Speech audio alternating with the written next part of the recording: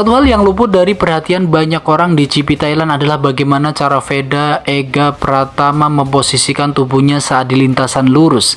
Evaluasi tim Honda mengungkapkan bahwa Veda memiliki fleksibilitas tubuh yang luar biasa, yang memungkinkan menjadi sangat ramping di atas motor.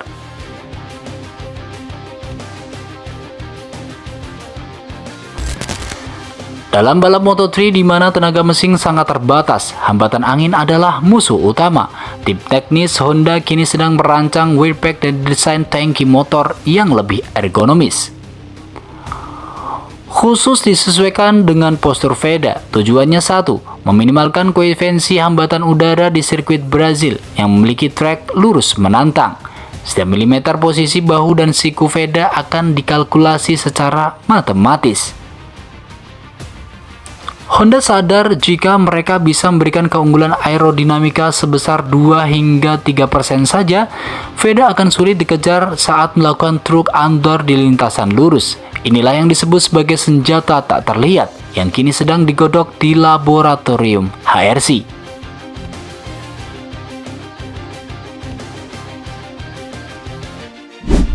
Disinilah Honda melakukan evaluasi psikologis yang mengejutkan. Veda Ega Pratama memiliki detak jantung yang sangat stabil, bahkan dalam situasi high pressure. Saat pembalap lain mulai melakukan kesalahan karena panik atau emosi, Veda tetap mampu berpikir jernih untuk memilih jalur balap racing line yang paling efektif. Tim psikolog olahraga Honda kini memberikan program khusus untuk memperkuat fokus Veda dalam menghadapi provokasi lawan. Di Brazil nanti, kita akan melihat Veda yang lebih dingin dan kalkulatif. Ia tidak akan terpancing untuk melakukan overtake yang berisiko tinggi jika tidak diperlukan. Strategi silent killer ini disiapkan agar Veda bisa menjaga energi dan kondisi motor hingga titik darah penghabisan di lap terakhir. Keterangan inilah yang membuat tim-tim besar Eropa merasa Veda bukan lagi seorang rookie, melainkan seorang veteran yang terjebak di tubuh anak muda.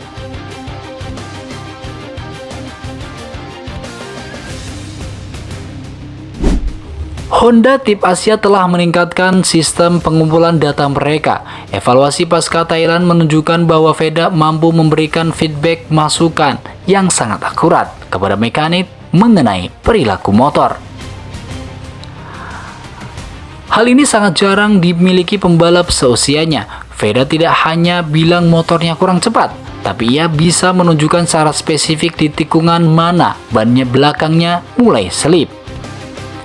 Untuk di GP Brazil, Honda akan menggunakan teknologi simulasi terbaru yang menggabungkan input manual Veda dengan algoritma AI. Sebelum roda motor menyentuh aspal Golania, Veda sudah membalap ribuan kali di simulator dengan berbagai kondisi cuaca dan keausan ban. Integrasi antara insting manusia dan kecanggihan data ini akan membuat Veda selangkah lebih maju dalam memahami karakter aspal Brazil yang masih baru. Ia akan datang ke sirkuit dengan peta kekuatan yang sudah terpatri di otaknya.